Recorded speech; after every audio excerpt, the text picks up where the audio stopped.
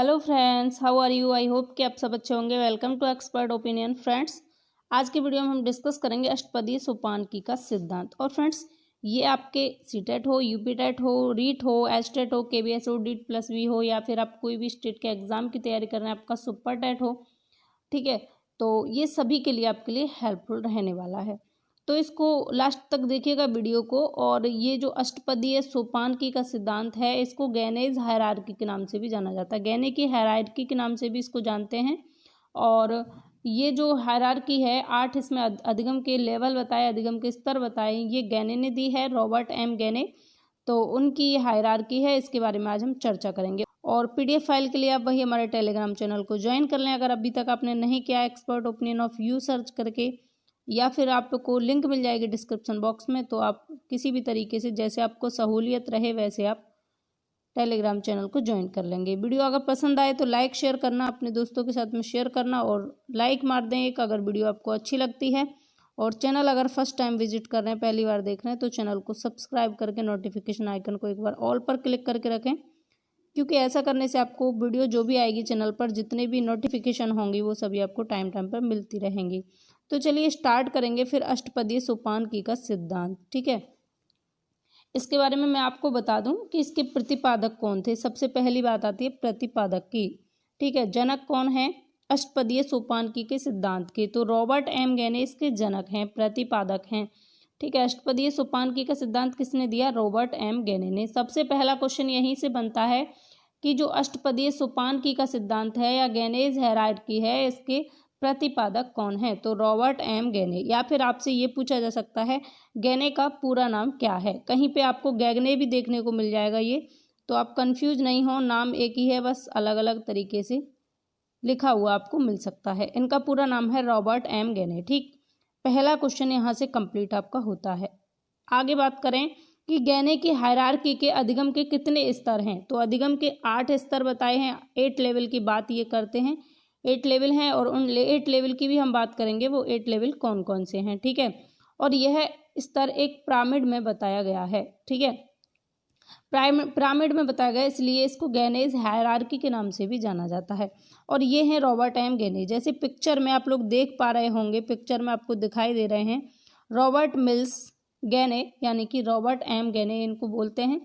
तो ये हैं रॉबर्ट मिल्स गैने। ठीक, अब आगे यहाँ पर क्या लिखा है? यह अधिगम स्तर क्रम से चलता है, इससे अधिगम सरल से कठिन की ओर होता है। तो जी ये जो अधिगम का स्तर है, ये कैसे चलेगा? क्रम से चलेगा, सिस्टमैटिक ढंग से चलेगा। और इससे क्या होगा? अधिगम सरल से कठिन की ओर होगा। इसका जो जितने भी इसके सोपान हैं, ठीक है, अष्टपदीय सोपानकी का सिद्धांत है, तो 8 सोपान हैं इसके। तो पहला सरल होगा, दूसरा थोड़ा टफ होगा, तीसरा और टफ होगा, चौथा और टफ होगा, पांचवा और टफ होगा। तो यानी कि सरल से कठिन की ओर ये चलने वाला है। ठीक है, इतनी सी बात समझ में आई। तो आगे बढ़ते हैं फिर।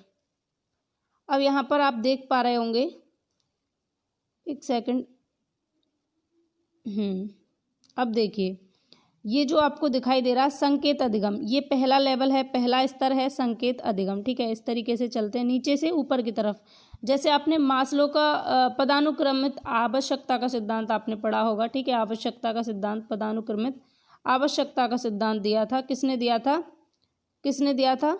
मास्लो ने दिया था। ठीक है, अब्राहम मास्लो ने दिया था, और उन्होंने 5 आवश्यकताओं की बात की, जो मनुष्य की आवश्यकताएं हैं, इम्पोर्टेंट हैं बहुत ज़्यादा, उनके बारे में बात की। और किस तरीके से चलती हैं, कौन सी जैविक हैं और कौन सी उच्च लेवल की हैं, कहाँ तक व्यक्ति बहुत कम पहुँच पाते हैं, कहाँ ज़्यादा, ये सारी बातें मैंने मास्लो के सिद्धांत में की हैं। अब्राहम मास्लो, अगर नहीं देखा तो देख लीजिएगा, बहुत इंपॉर्टेंट है आपके एग्जाम के लिए।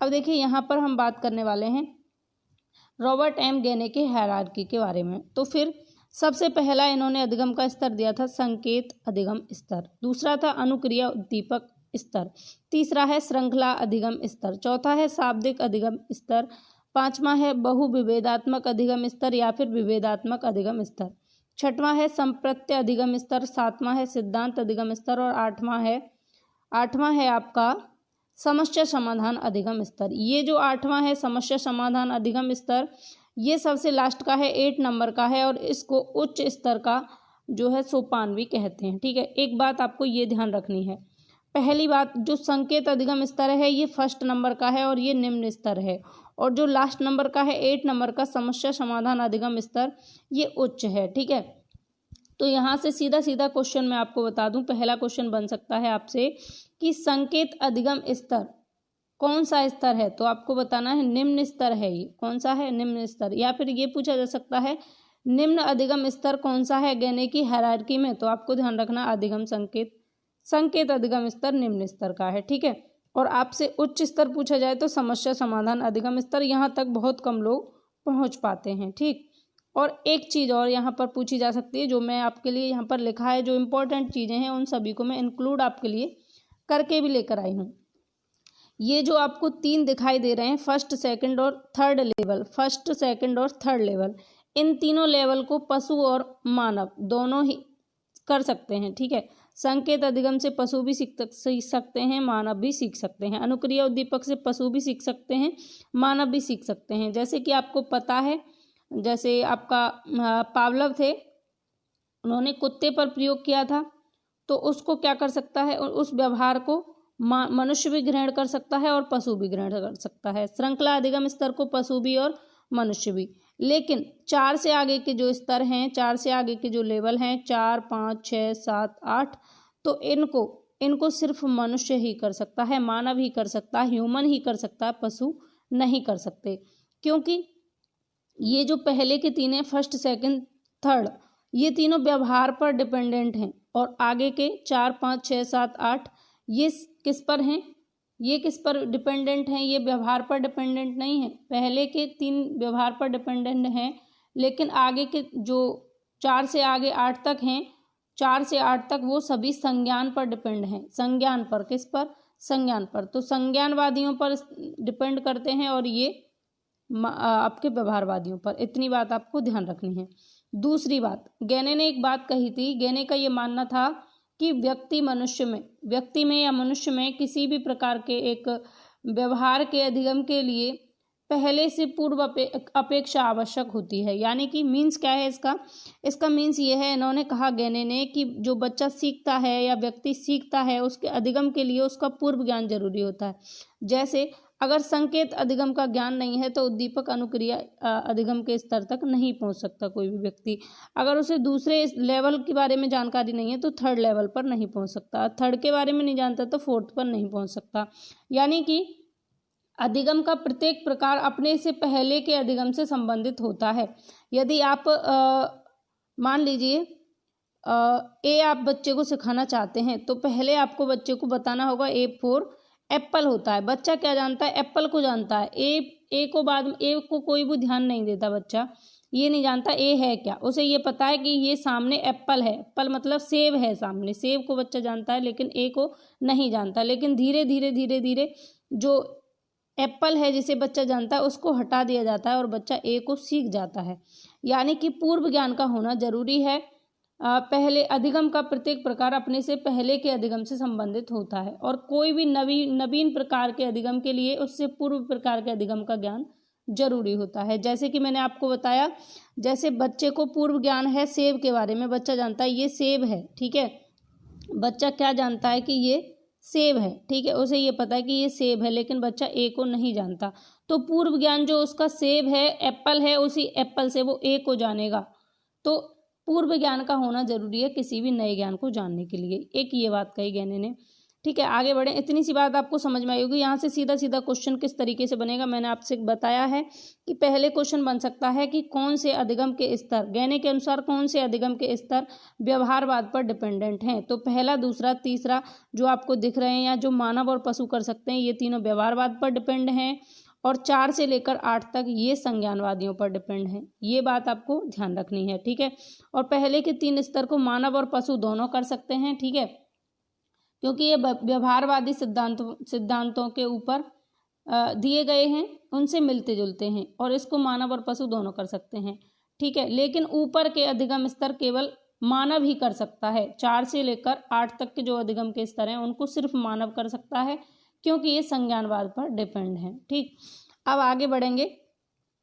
और इसके बारे में मैं आपको मोटी मोटी बातें बता दूं, जैसे कि मैंने यहाँ पर लिखा भी हुआ है, आप इसको पढ़ सकते हैं। प्रथम 3 स्तर व्यवहारवादियों के सिद्धांतों से तथा ऊपर के 5 स्तर 4, 5, 6, 7, 8 संज्ञानवादियों के सिद्धांतों से मिलते जुलते हैं। मानव और पशु दोनों कर सकते हैं और ये व्यवहारवादियों पर डिपेंडेंट हैं। कौन से? पहले के 3 स्तर। जबकि लेकिन ऊपर के अधिगम स्तर केवल मानव ही कर सकता है, ठीक है। जो ऊपर के अधिगम स्तर हैं 3 से आगे के, यहाँ लिखा है 1 से 3 तक के अधिगम स्तर मानव और पशु दोनों कर सकते हैं, लेकिन ऊपर के सिर्फ मानव कर सकता है, केवल मानव कर सकता है और ये संज्ञानवादियों पर डिपेंडेंट हैं। इतनी सी बात आपको समझ में आई होगी। अब मैं आपको इनके बारे में थोड़ा थोड़ा सा डिटेल में बता देती हूँ। वैसे डिटेल में यहाँ से पूछा नहीं जाता, सिर्फ यहाँ से या तो आपसे लेवल क्रम पूछा जाएगा कि सही क्रम क्या है, आपसे सही क्रम पूछा जा सकता है, तो आपको इनका क्रम पता होना चाहिए, पहली बात। दूसरी बात, पहले के 3 जो हैं वो व्यवहारवाद पर डिपेंड हैं, व्यवहारवाद से मिलते जुलते हैं, और ऊपर के जो हैं वो आपके संज्ञानवाद से मिलते जुलते हैं। और पहले का जो संकेत अधिगम स्तर है ये निम्न स्तर है, और सबसे लास्ट का 8 जो है समस्या समाधान अधिगम स्तर, ये आपका उच्च अधिगम स्तर है। इतनी बात आपको ध्यान है, ठीक है। अब मैं इसके बारे में थोड़ा थोड़ा आपको बता देती हूँ। जैसे संकेत अधिगम स्तर है, ठीक है, क्या है? पहला संकेत अधिगम स्तर, ये यांत्रिक आदतों का अधिगम स्तर होता है और ये शास्त्रीय परंपरागत अधिगम स्तर है, शास्त्रीय परंपरागत सिद्धांतों पर मिलता जुलता है। इसे अनुबंधन का सिद्धांत भी कहते हैं। अधिगम का आधार क्या होता है? इसमें संकेत होता है, इतनी बात ध्यान रखनी।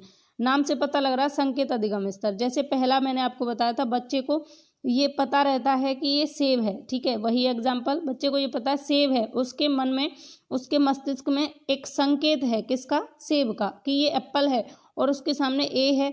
उससे उसे कोई मतलब नहीं, उसे सिर्फ संकेत से मतलब है। किससे सीख रहा है वो? संकेत से, ठीक है, किससे सीख रहा है? संकेत से, ठीक। आगे है नेक्स्ट, अनुक्रिया उद्दीपक स्तर। अनुक्रिया उद्दीपक स्तर ये थॉर्नडाइक के सिद्धांत से मिलता जुलता है। किससे? थॉर्नडाइक ने उद्दीपक अनुक्रिया का सिद्धांत दिया था ना, उससे मिलता जुलता है, ठीक है। ए फॉर एप्पल, और एप्पल क्या है? एप्पल जो मैं आपको एग्जाम्पल बता रही थी वो क्या है? वही एक उद्दीपक है। एप्पल क्या है? एक उद्दीपक है जिससे बच्चा अनुक्रिया करेगा, ठीक। अब नेक्स्ट है थर्ड, श्रृंखला अधिगम स्तर। श्रृंखला अधिगम स्तर की बात किसने की? ये 3rd नंबर का है। इसकी बात, इसका सिद्धांत किससे मिलता है? गुथरी से मिलता है। इसको क्रमित अधिगम सिद्धांत भी कहते हैं। श्रृंखला अधिगम स्तर को किसका सिद्धांत भी कहते हैं? क्रमित अधिगम स्तर का, क्योंकि इसमें क्रम को ध्यान में रखा जाता है। इसमें विषय वस्तु क्रमबद्ध रूप से प्रस्तुत की जाती है, ठीक है। जैसे एग्जाम्पल मैं आपको दूं, 2, 4, यहाँ 5 लिख दिया, यहाँ 8 और यहाँ पर 10। जैसे चल रहा था पढ़ा, टेबल चल रही थी, 2 1 जा 2, 2 2 जा 4, 2 3 जा 6 आता। तो मिस्टेक कहाँ की? बच्चे ने यहाँ मिस्टेक की, तो यही गलत करेंगे और यहाँ पर 6 करेंगे। जो गलती की है उसको सुधारेंगे, ना कि पूरी श्रृंखला को काट देंगे, ठीक है।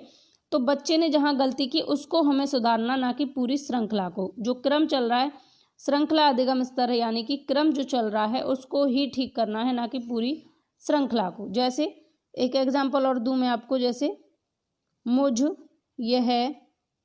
मुझे यह पसंद है, ठीक है, ये लिख दिया बच्चे ने, मुझे यह पसंद है। तो हमें पूरे सेंटेंस को गलत नहीं बताना है। बच्चे ने जो मुझ लिखा है तो मुझ में गलती है, यहाँ पर इसको सही कर देंगे, मुझे यह पसंद है। तो जो गलती की है, गुथरी ने ये कहा था कि श्रृंखला में जहाँ गलती हो सिर्फ उस गलती को ही सुधारना चाहिए, पूरी श्रृंखला को हमें नहीं दोहराना चाहिए। आपको बात समझ में आ रही होगी। श्रृंखला अधिगम स्तर में जो श्रृंखला में, यानी कि जो श्रृंखला चल रही है उसमें जो गलती है हमें उसी को सुधारना है, पूरी श्रृंखला को दोहराना नहीं है, ठीक है। आगे है नेक्स्ट, शाब्दिक अधिगम स्तर। शाब्दिक अधिगम स्तर, ये शाब्दिक व्यवहार में परिवर्तन होता है। इसमें शब्दों और वर्णों के द्वारा परिवर्तन होता है, यानी कि बच्चा किससे सीखेगा? पाठ्यक्रम से, पुस्तकों से रट कर, याद करके चीज़ों को सीखेगा। किसमें? शाब्दिक अधिगम स्तर में। बहुविभेदात्मक अधिगम स्तर है नेक्स्ट, 5वें नंबर का। इसमें क्या होता है? 2 या 2 से अधिक उद्दीपकों में अंतर किया जाता है। किन्हीं 2 या 2 से अधिक जो उद्दीपक होंगे आपके सामने, सेम आपको दिखाई देंगे, उनमें आपको अंतर समझाना रहता है। जैसे एग्जाम्पल मैं आपको दूं, जैसे कनक कनक, कनक कनक ते 100 गुनी मादकता अधिक है। अब यहाँ पर कनक कनक 2 बार शब्द आया, कनक और कनक। तो इन कनक कनक में, यानी कि इनमें आपको अंतर बताना है, ठीक है। पहले कनक का अर्थ बता देंगे आप सोना, और दूसरे का बता देंगे धतूरा। तो दोनों में क्या हुआ? अंतर हो गया, ठीक है। इतनी बात समझ में आई। आगे है नेक्स्ट, संप्रत्यय अधिगम स्तर। अब संप्रत्यय अधिगम स्तर, जैसे आप नाम से ही जान रहे हैं, संप्रत्यय का मतलब क्या होता है? कॉन्सेप्ट। क्या होता है? कॉन्सेप्ट। कॉन्सेप्ट मतलब मस्तिष्क में जो हमारा मस्तिष्क है, निरूपटल है, इसमें बनने वाला विज्ञान, जो मन में हमारे मस्तिष्क में जो भी प्रतिमा बन चुकी है, जो जो चीज़ें हम सीख चुके हैं, जो हमारा कॉन्सेप्ट क्लियर है। जैसे कॉन्सेप्ट क्लियर है कि 100 डिग्री सेल्सियस पर उबलता हुआ जो पानी होता है वो हमारी स्किन को जला देता है। ये कॉन्सेप्ट हमारे माइंड में सेट है। क्या है? सेट हो चुका है ये कॉन्सेप्ट कि 100 डिग्री सेल्सियस पर अगर पानी गर्म होता है तो वो स्किन को जला देगा। तो कॉन्सेप्ट यहाँ पर क्लियर है। कॉन्सेप्ट अधिगम स्तर इसको बोलते हैं, जो हमारे माइंड में प्रतिमा बन जाती है, हमारा माइंड जिसको स्वीकार कर लेता है। ठीक। नेक्स्ट है यहाँ पर सिद्धांत अधिगम स्तर। सिद्धांत अधिगम स्तर में क्या होता है? सिद्धांत अधिगम स्तर में जो थ्योरी हैं, जो सिद्धांत हैं, जो दिए हुए हैं, जिनको कोई चेंज नहीं कर सकता। जैसे ऊपर से कोई वस्तु को अगर नीचे की तरफ, ऊपर किसी वस्तु को अगर हम फेंकते हैं, कहीं पर भी फेंकते हैं, तो वो नीचे की तरफ आकर गिरती है। ये सिद्धांत है, इसे कोई बदल नहीं सकता। सिद्धांत अधिगम स्तर है। जैसे गुरुत्वाकर्षण का सिद्धांत है कि हम किसी भी वस्तु को ऊपर फेंकते हैं तो वो नीचे जमीन पर आकर ही गिरती है। सिद्धांत अधिगम स्तर का ये मतलब है। ठीक। अब नेक्स्ट लास्ट रह गया है समस्या समाधान अधिगम स्तर। समस्या समाधान अधिगम स्तर में इसको 4 से और 8 तक मैंने आपको जैसे बताया था, हायर ऊपर जैसे जैसे जाएंगे उनको सिर्फ मानव कर सकता है। तो समस्या समाधान अधिगम स्तर में बुद्धि हुआ, आपका इंटेलिजेंस है, आपका चिंतन है, मानसिक शक्तियाँ हैं, ये सारी चीज़ें आती हैं। और ये अधिगम स्तर का सबसे उच्च स्तर होता है समस्या समाधान अधिगम स्तर, जिसमें बच्चा अपनी बुद्धि, अपनी इंटेलिजेंसी, अपने चिंतन, अपनी मानसिक शक्तियों के थ्रू किसी भी समस्या का समाधान कर लेता है। तो ये ज्ञान की हायरार्की के 8 कुछ पद थे। इसको अष्टपदीय सोपानकी का सिद्धांत भी कहते हैं। तो यहाँ से ज़्यादा आपसे डीप क्वेश्चन नहीं पूछा जाता, आपसे मोटा मोटा क्वेश्चन पूछ लिया जाता है। या तो इनको क्रम में लगाने के लिए आपसे पूछ लेगा, ठीक है, या फिर आपसे एक ये पूछ सकता है कि कौन कौन से पदों में, कौन कौन से अधिगम के स्तरों में व्यवहारवाद की बात की है, किसमें संज्ञानवाद की। तो पहले के 3 में व्यवहारवाद की बात की है, लास्ट के 4 से 8 तक 5 में संज्ञानवाद की बात की। ठीक है, नीचे का पहला निम्न स्तर है और लास्ट का उच्च स्तर है। बस इतना सा आपको ध्यान रखना ज्ञान की हायरार्की से। ठीक है, और यहाँ से निम्न और उच्च स्तर पूछा जाएगा आपसे। और एक बात और पूछ ली जाएगी, एडविन रे गुथरी ने कौन सा सिद्धांत दिया था ज्ञान की हायरार्की में। तो अधिगम जो है क्रमित अधिगम स्तर या फिर श्रृंखला अधिगम स्तर जो 3rd लेवल का है, ये गुथरी से मिलता जुलता है। 2nd नंबर का आपका पावलोव से मिलता है। वैसे ये अभी तक पूछा नहीं गया किसी भी एग्जाम में, अभी तक जो भी एग्जाम में पूछा गया है मैं आपको बता दूं तो इनको क्रम में लगाने के लिए पूछा गया, क्योंकि लास्ट ईयर सुपर टेट में भी अगर क्वेश्चन बना था तो इनको क्रम में लगाने के लिए पूछा गया था कि सही क्रम क्या है। और उसमें आपसे लास्ट के ये 3 पूछे थे, लास्ट के 3 का क्रम पूछा था, इन्हीं को इधर उधर करके उसने दिया था, लेकिन आपको क्रम में लगाना था। तो पहले संप्रत्यय अधिगम स्तर आएगा, फिर सिद्धांत अधिगम स्तर आएगा और फिर आपका समस्या समाधान अधिगम स्तर आएगा। इस तरीके से आपसे पूछा था। तो आपसे क्रम में पूछेगा, यहीं से क्वेश्चन बनता है। जो आपको ये दिख रहा है आप स्क्रीनशॉट भी ले सकते हैं, नहीं तो आपको मैं PDF फाइल भी प्रोवाइड करा दूंगी जो आपके लिए बिल्कुल फ्री ऑफ कॉस्ट होगी।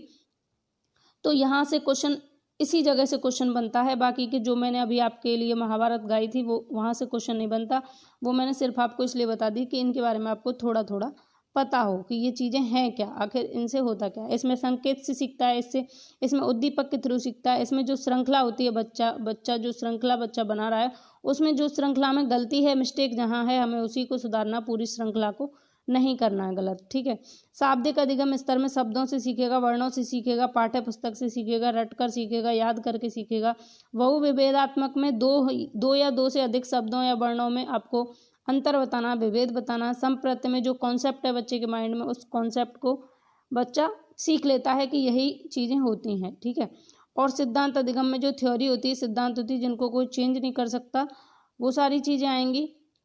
और समस्या समाधान अधिगम में बच्चा अपनी समस्या का समाधान करेगा, अपनी बुद्धि, अपनी इंटेलिजेंसी के अकॉर्डिंग, अपनी मानसिक शक्ति के अकॉर्डिंग। ठीक, तो ये थी ज्ञान की हायरार्की। और फ्रेंड्स, आपको अगर वीडियो अच्छी लगी हो, हेल्पफुल लगी हो, तो बताना ज़रूर कमेंट करके कैसी लगी आपको वीडियो। और इस वीडियो से रिलेटेड कोई भी क्वेश्चन, कोई भी क्वेरी हो तो आप मुझे कमेंट करके बता सकते हैं। नाउ आप मुझे गूगल पर भी आप सर्च कर सकते हैं CDP बाय भावना सैनी, या फिर एक्सपर्ट ओपिनियन बाय भावना सैनी, या एक्सपर्ट भावना सैनी, या CTET बाय भावना सैनी। तो गूगल पर भी सारी वीडियोज़ आपको अवेलेबल मिलेंगी। और फ्रेंड्स, बात करूँ इसके अलावा PDF फाइल की, तो PDF फाइल आपको मैं प्रोवाइड करा दूँगी हमारे टेलीग्राम चैनल पर। तो इस वीडियो में बस इतनी ही बात करेंगे। लाइक शेयर आप लोग कर चुके होंगे, नहीं किया तो कर दीजिए। मिलते हैं अगली वीडियो में। Bye bye, take care, have a nice day.